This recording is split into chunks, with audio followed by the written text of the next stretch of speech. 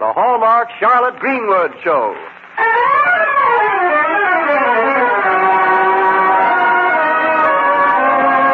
Welcome now to our show. There's a friend you all know. Charlotte Greenwood is with us again.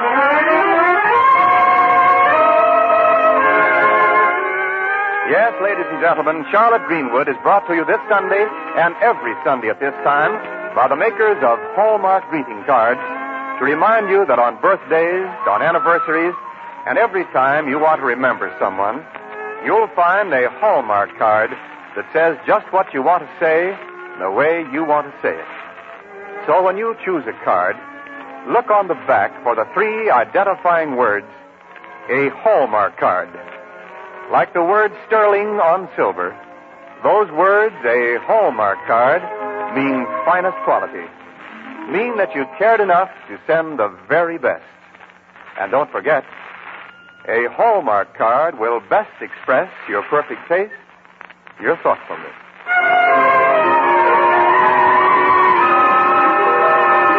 And here is our star, that lovable lady of stage and screen, Charlotte Greenwood.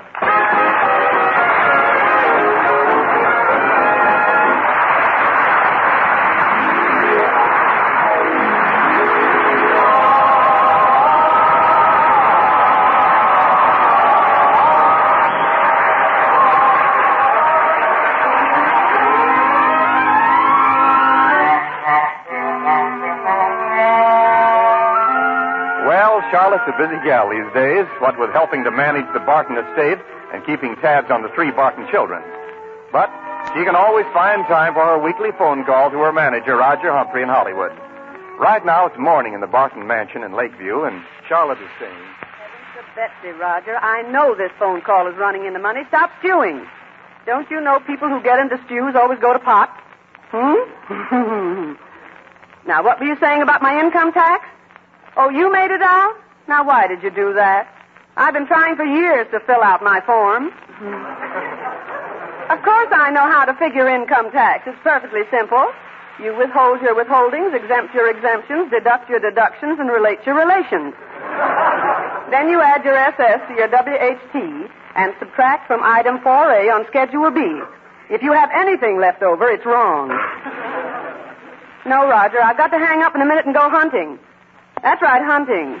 We used to call it shopping. That was before the butcher started playing peekaboo. You have no idea what the meat situation is here in Lakeview, Roger. You know, you can't even sing Meet Me in St. Louis unless you change the meat to beans. The lady next door, she told me that she winked at the butcher and got lamb chops.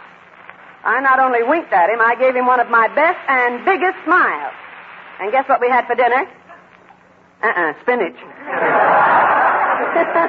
Well, bye, Roger. I've got to go shopping and I've got to see Judge Cronin. I must be off. I said I must be off. Well, Roger, you don't have to agree with me. Bye.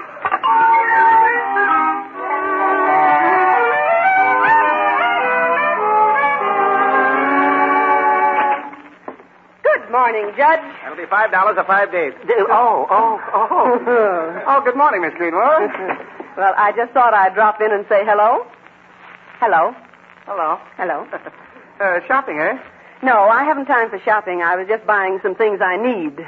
Oh, well, sit down, my dear. I'm glad you dropped in. There's a little business matter I have to discuss with you. Well, I have to hurry back home. You know, Mr. Anderson's coming out this morning. Couldn't we discuss it some other time? Never put off today what you can put off tomorrow. Never put off tomorrow what you can put off today. Well, there must be some way of saying that to make it come out right. Yes, I haven't got the words in order. No, well, maybe we better call off the whole thing. Oh, no. Just sit right down. All right. My, but isn't it too warm in here? It's that pesky hot air heater. Something's wrong. I can't shut it off. Now, what I wanted to talk to you about is the Oak Street store. The news is a bit disturbing. Why should I be disturbed about an Oak Street store? I never even heard of it. Well, perhaps not, but just the same, you're a fourth owner in it. I am? An owner of a store? Yes. You and the 3 Barton children have inherited it. For many years, it was a very exclusive and highly profitable shop. Then the neighborhood changed, the shopping district moved northward, a war plant and a new school were built near there, and... what's the matter? Is the hot air bothering you? Yes, but keep on talking. let's get finished. Look, I am trying to tell you the business is doing very badly. Yes, well, isn't there a Better Business Bureau in Lakeview? Certainly, but what's that got to do with it? Well, call them up and have them make business better. No, the Bureau can't make business better. Well, if a Better Business Bureau can't make better business, then it's better leave the business of making better business to a Better Business Bureau. Look, never mind. Will you please look at this? What is it? The financial statement of the store as of the close of last year. Well, you said business was bad. Look at all that money. No, you're looking at the wrong figures. The store lost all that money. If we put those lost figures in the profit column, they'd be gained. Oh, how clever. That solves everything, doesn't it? Solves everything? Sure. We'll put all the figures over in the profit column and we'll make a fortune. No, you can't do that. Of course I can. Give me a pencil. No. Don't touch that. Just look at it. What is this figure here? That is rent. Rent? Although the estate owns the property, the store has to rent storage space in the basement. It's part of the overhead. Oh, that's silly. Who ever heard of an overhead basement? The basement isn't overhead. That's simply an expression. Fixed overhead. Yes, well, what's the matter with it? Nothing. Well, why did you have to have it fixed? Miss Greenwood, it is like this. I'll be explicit. The store borrowed money from the bank. So in a sense, you and the bank are in business together. Sort of partners. Money and I are strangers. How can strangers be partners? Look, you don't understand. The bank has a mortgage and intends to take the store away from you. Now, my advice, Miss Greenwood, is to get out from under. Sell the store, repay the loan, and take a very slight profit. Only a tiny profit? Well, better than losing everything. Oh, well, all right. You know more about this business than I do, Judge Cronin. Thank you. You see, I've already talked to a Mr. Hemming who thinks he can do something with the store. He mentioned $5,000.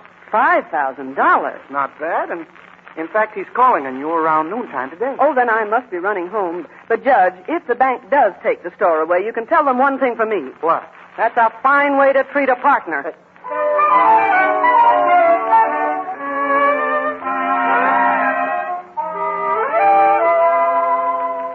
Charlotte! Yes, I'm out here in the kitchen. Hurry up. Your lunch is all ready. Oh, boy, you've been baking cake. Can I have a piece? Here you are. Put it on the table with your lunch. Gee, chocolate. I'm home early today, Aunt Charlotte. I ran all the way. Ooh, that's a long way, too. Do the other children go home for lunch at noon? Oh, some of them, and some bring their lunches to school. And a lot just go over to Mike's and get candy bars. Mike's? That's the pool hall in the corner. Gee, am I hungry. Wait a minute. Did you wash your hands? Yes, sir. Right down till I stuck skin. See? All right. Hey, Sue! That ought to hit the spot on a cold day. And it's got letters in it, too. Hey, remember, like the letter H in the word school, they're silent. Now, when you finish your soup, there's a sandwich, and then you can have the piece of cake. I thought you said we couldn't have any cake till next week. On account of we have to be on a budget. Now, don't you tell Judge Cronin, but I fudged a little. This cake is on me. It's not on the budget. Aunt Charlotte, what is a budget? Robert, as near as I can explain it, a budget is a way of spending your money without getting any fun out of it. I guess we haven't got much money to spend, have we? Well, son, if wealth is a worry, we have very little to worry about. We used to have money. My brother Jack says he remembers when we were rich instead of being poor. Boy, I'll bet that boy remembers way back to gasoline. I wouldn't say we were poor. We're doing all right. Just the same. Every day Jack says he doesn't know how we're going to make out tomorrow. Robert, when you came in here, you didn't say, give me a piece of cake for next week. You wanted it now, and you got it now. Just remember, we have what we need today. And we've got this lovely house. Yes, but we keep selling things out of it. Jack says we're selling everything we own, right out from under it. He says someday we'll have to sell the house, too. Where will we live then, Aunt Charlotte? By that time, you youngsters will be grown-up men. Maybe Jack will, but I won't. My sister Barbara won't either. She'll never be a grown-up man. I think you got something there, son. Where's she going to live? Well, Barbara has already solved that problem. She seems to prefer living with her friends. Yes, she doesn't like it here. She says she's ashamed of this place. Oh, so that's why she doesn't come home. You know what I think, Aunt Charlotte? What? I think we ought to stop selling things. You know what I think, Robert? What? I think you ought to finish your lunch. Oh, there's the doorbell. Very likely, Mr. Hemming. Robert, if I'm still busy when you finish, will you run along to school like a good boy? I'll walk. I can't run. They're too full. Okay.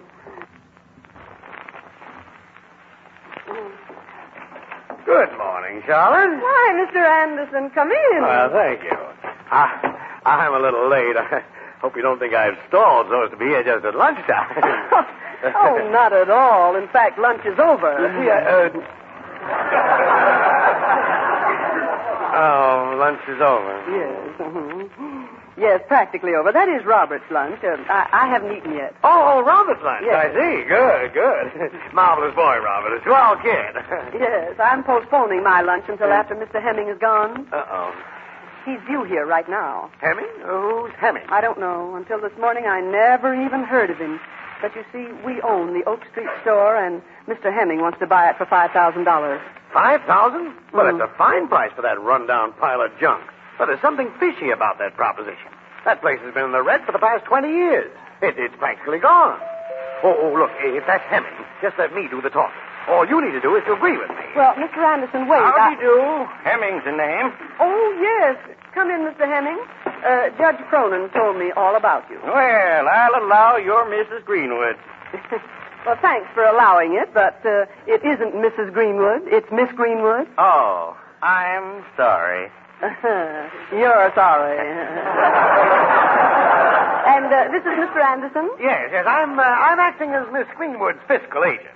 I understand that you're interested in the Oak Street store. Maybe. Well, you're making no mistake, Mr. Hemming. That's a wonderful buy. Yes, Mr. Anderson says it's a fishy proposition. Yes. No. A flashy proposition. Flashy. Charlotte. Well, what's so flashy about it? The flashy. The storefront. Yes, the way it's painted. Yes, sir. It certainly stands out in the fog. Fog? I don't know what you mean by fog. Oh, so you're from California.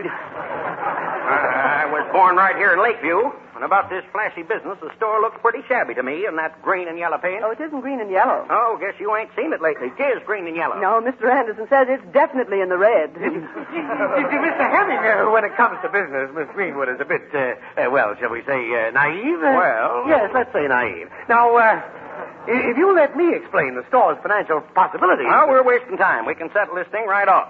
I'm offering you $5,000. What? $5,000 for a going business? Better than that. Mr. Anderson said it's practically gone. Now, look, $5,000 is my price. You can take it or leave it. Why, it's the most ridiculous proposition I've ever heard.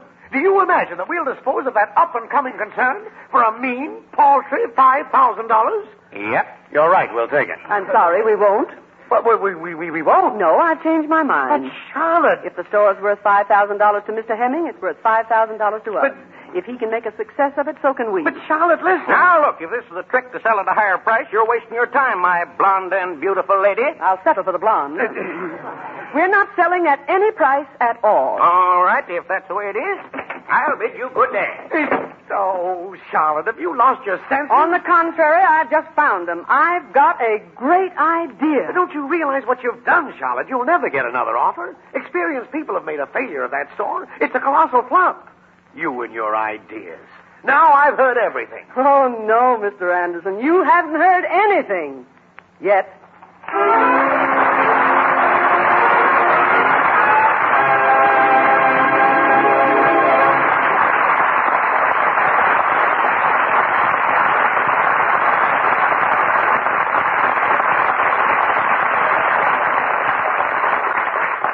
Although Valentine's Day is 3 weeks from next Wednesday, it's not too early to choose your Valentine. This Valentine's Day will be even more important than in years gone by. It'll be a time when almost all of us will be sending our loving thoughts to dear ones, some very far away perhaps. And for each of those dear ones, there's a hallmarked Valentine that says just what you want to say, the way you want to say it. You'll find cards with affectionate sentiments, and many humorous Valentines, too. For Mother, there are beautiful lacy designs, charming as an old-fashioned nosegay. There are special Valentines for Dad, for wives, for husbands, little cutouts for the children. And, of course, there are sweetheart messages galore with Valentine hearts and flowers and all the trimmings. Make it a point this week to see the complete selection of distinguished original Valentines at your Hallmark dealers. Hallmark cards are on display at America's finest stores. Remember, for Valentine's Day and all occasions, a Hallmark card will best express your perfect taste, your thoughtfulness.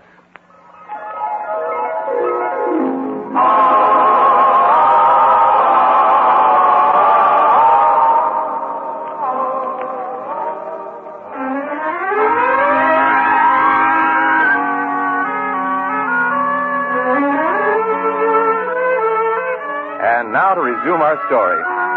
Charlotte has made up her mind not to sell the Oak Street store after all.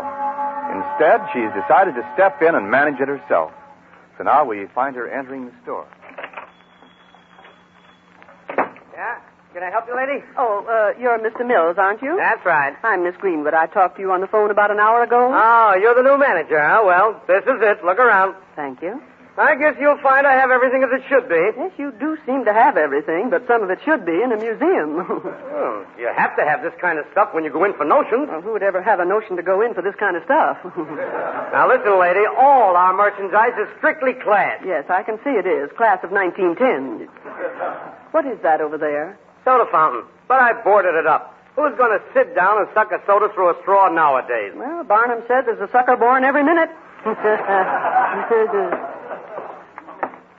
What's in there? A kitchen and a couple of rooms. Used to be living quarters, but I just use them to rest in. I don't imagine you're disturbed very often. You ain't kidding. Business was bad enough around here even before they tore down the other stores to make room for that school. But now, brother, you got a high pressure to do a nickel's worth of business. High pressure? Yeah, that's something you want to learn if you're going to manage this place. Well, I want to learn everything I can. Tell me about it. Okay, it's like this. Now, supposing you come in here to buy a snood. Along with the snood, I sell you a brush, a comb, and a mirror. You couldn't sell me all that stuff. Oh, yes, I could. I'm an expert at it. Now, supposing we got a special today, 69-cent snood. You be a customer that comes in to buy one, and I'll show you how it's done. All right, I want to buy a 69-cent snood. Sure, lady. How about a comb and a brush and a mirror? How about a comb and a brush and a mirror? Oh, why don't you say something? I just want to convince you what a hard job it is. Yeah, no. You don't get it. All right, I really don't want it. I mean, you don't get the idea. Now, okay, let's start all over. You come in the store and say, and I say to you, something for you, lady? No, thank you. Not a thing. But you gotta buy something. I certainly don't. I wouldn't trade in a store of this kind. Then why did you come in here? Because I am the new manager. Yeah, no. Now, look. Let's work it the other way around. I'll be the customer, see? Now, how do you do? I want to buy a snood. Oh, now, really? Listen, I say I want a snood. All right, but you're going to look awfully funny in it. No. Turn on the high pressure. See, now you got to sell me the comb, the brush, and the mirror. All right, would you like to comb your hair? No. Would you like to brush your hair? No. Would you like to look in the mirror? No. I don't blame you. No, that ain't it. I'll come in again. How do you do? I want a snood. I'm sorry, we've just closed. But you haven't closed. Well, I'm getting tired enough to close. All right, how much is this snood? 69 cents. Oh, 69 cents. They sell them across the street for $0.50. Well, then get one across the street. They're out of them. Well, when we're out of them, we sell them for a quarter. Listen, lady, now ask me about the brush, the comb, and the mirror. All right, but stop changing the subject. Now, do you want to buy a brush, comb, or mirror? Is it a hand mirror? No, it's a face mirror. Who'd want to look at the hand? Oh, I give up. Well, I told you it wouldn't work. All right, so you think that you can manage the store, do you, and make it pay? I certainly do, and without having to sell each customer a brush, a comb, and a mirror. Well, sister, you haven't got a chance. You want to know why we carry all this old junk? We haven't got the money to buy any new stock. We haven't got the credit. We don't even do enough business to pay a clerk. We don't need a clerk. You and I can handle everything. Oh, that's just wonderful. Only you're going to have to get along without me, Miss Greenwood. Oh, but I can't possibly run the store without some help.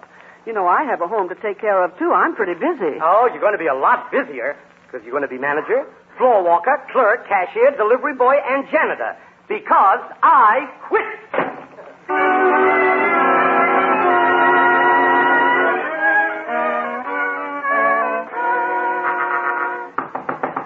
Hey, you there in the living room, Miss Greenwood? Yes, come in, Junior. got the rest of that stuff stored in the attic. Oh, it's lucky we've got a large attic in this house. Yes, it is. Oh, say, have you heard my newest joke? Is it funny? Yeah. Then...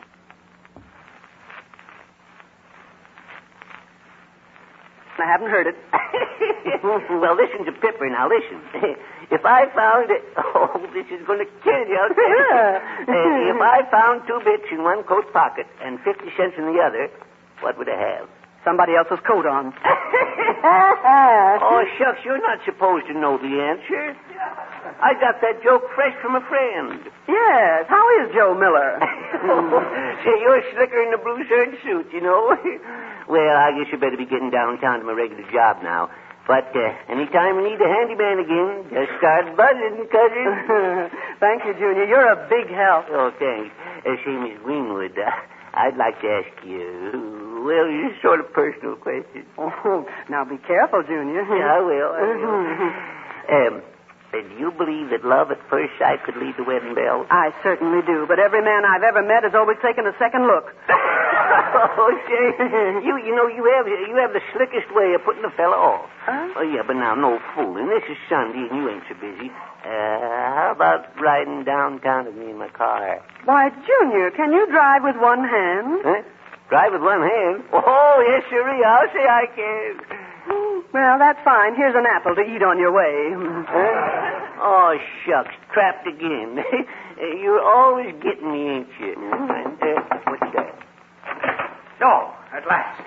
Charlotte, Oh, hello, Mr. Anderson. I've phoned every day for the past month, and I've come to the house, and nobody's ever home. At last, I find your front door open. Now, where in the name of common sense have you been? Well, I've been busy at the store.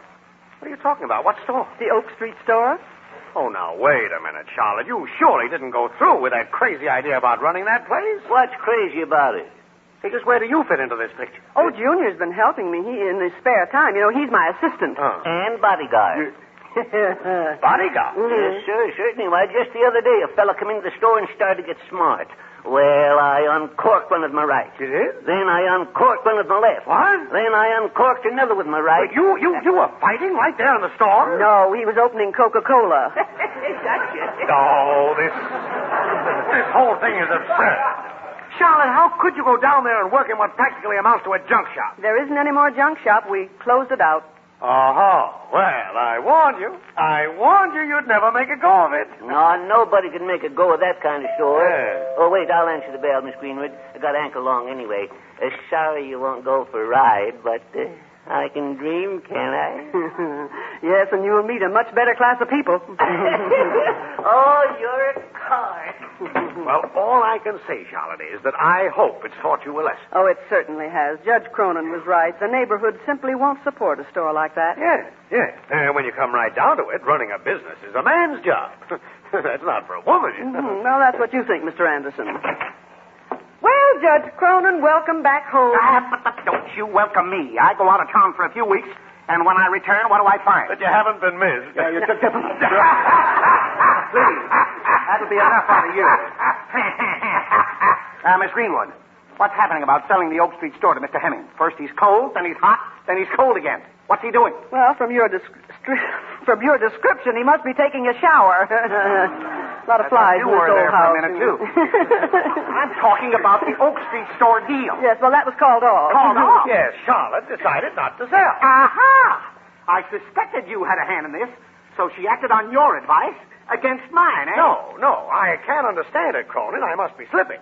But this time I was on your side. What? I did everything I could to induce her to sell. Then, Miss Greenwood, whose advice did you take? Robert? Robert? You mean Bobby's? You took the advice of a 12-year-old boy? That's right. He reminded me of something I should have thought of myself. Reminded you? Reminded you of what? That this is his home, that it belongs to him, and the other Barton children. It's something for them to have and to hold and to be proud of. A place to bring their friends. A home should be kept together and not sold out piece by piece. Well, I quite agree with you, but what's that got to do with the Oak Street store? Well, don't you see? That was the only chance to keep a home was to get a little income, and the store offered that opportunity. Well, I'm sorry, Miss Greenwood, but you've reckoned without the bank. They're foreclosing at the end of the month. So now you've lost everything. Oh, wait a minute. There was a mortgage on the store? Yes. Oh, good grief. Yes, well, the mortgage was on the junk store, as you call it, but Junior and I changed all that. Changed all that? What did you do? Well, we turned it into a lunchroom for school children. A lunchroom for school children? I got that idea from Robert, too. But look, you can't do that. The bank But we have done it. A lot of children live too far away to go home for lunch. But that doesn't make any difference. You see, the bag It makes a lot of difference. Now the children come into our place and they get a wholesome lunch. Yeah, but just the same, the bag And the shop's full of youngsters laughing and scuffling and yelling for sandwiches and milkshakes and ice cream cones. I've dipped down into an ice cream freezer so often I've got frosted elbows. Look, Miss Greenwood, what I'm trying to tell you is that changing the place from a store to a lunchroom doesn't wipe out the loan. The bank still demands its money. No, the bank's agreed to carry the loan for another year. And since you've been... What? The bank's agreed to carry? That's right. The man came down here and he saw the business that we were doing with the children and with the customers at the war plant, and he drew up a new agreement. Well, you're maintaining your record, Cronin. You're still 100%. Always wrong. What's talking to you anyway? Why, Miss Greenwood, this is amazing. And imagine, you're getting the idea from Robert. Now, why didn't I think of that? Well, Robert was right there, and I'm sure you would have thought of it if you went to school. Why, sure, Cronin. It still isn't too late to start. I did go to school. Now, boys. You see, after this, Cronin, you and I had just better keep out of things. Charlotte's smart enough to figure out which side her bread is buttered on. Oh, you don't have to be smart for that, Mr. Anderson. It really doesn't matter which side your bread is buttered on. After all, you do eat both sides.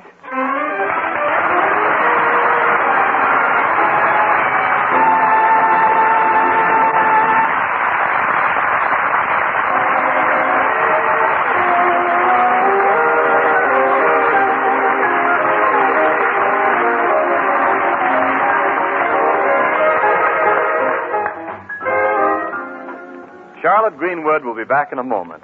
Meanwhile, I want to remind you again, the next time you buy a card for any occasion, look on the back for the identifying words, a Hallmark card. Hallmark. A Hallmark card. Like sterling on silver, those three words are your assurance of finest quality. They tell your friends you cared enough to send the very best. Yes, a Hallmark card will best express your perfect taste, your thoughtfulness. And now, Charlotte Greenwood. Friends, I've been thinking about that store and what was wrong with it. It reminded me of certain persons that you know and I know. They blame everything on their surroundings. They tell themselves they can't change conditions, and there's nothing to do but drift along. Well, it's true that conditions may be as difficult to change as it is to change the course of a river. But that doesn't mean that you have to drift down with the current. You can still get in there and swim upstream. And now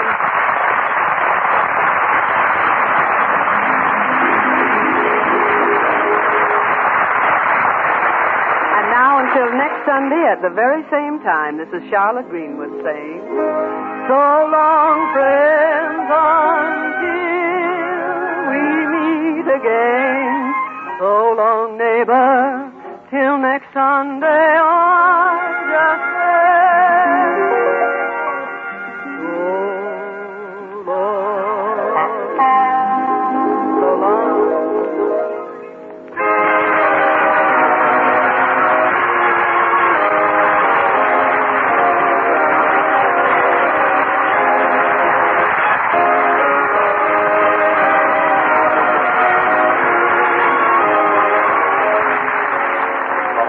Charlotte Greenwood Show with music by Charles Hathaway, his orchestra, and the Hallmark Chorus came to you from Hollywood.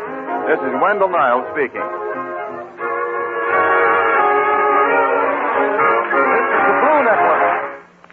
12:30 at KECA, Los Angeles. By transcription.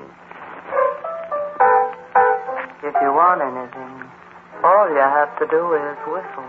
Lauren Bacall says that to Humphrey Bogart in a Howard Hawks production, To Have and Have Not. See it. Now playing at Waters Hollywood, downtown Wiltern Theaters. Also, Pledge to Baton. Listen to the Andrews Sisters' new show at 1:30 today.